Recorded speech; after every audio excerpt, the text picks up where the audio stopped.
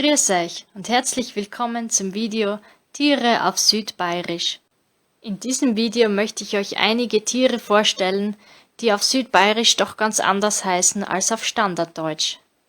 Eine Anmerkung noch: Da der südbayerische Sprachraum ziemlich groß ist, können sich die Tiernamen von Region zu Region durchaus unterscheiden.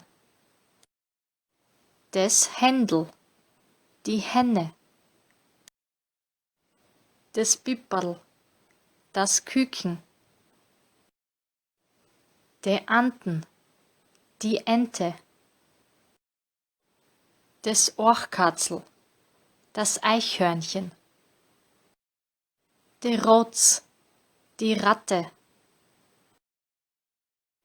Der Datschka, der Frosch. Der Schlang, die Schlange. Der Gölsen, die Mücke.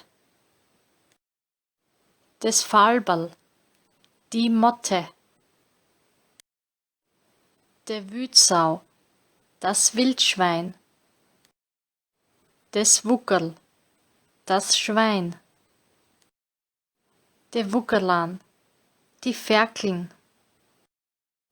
Der Gors, die Ziege. Der Wolf, der Wolf. Vielen Dank fürs Zusehen. Wenn euch das Video gefallen hat, gebt ein Like und abonniert den Kanal. Tschüss, bis zum nächsten Mal.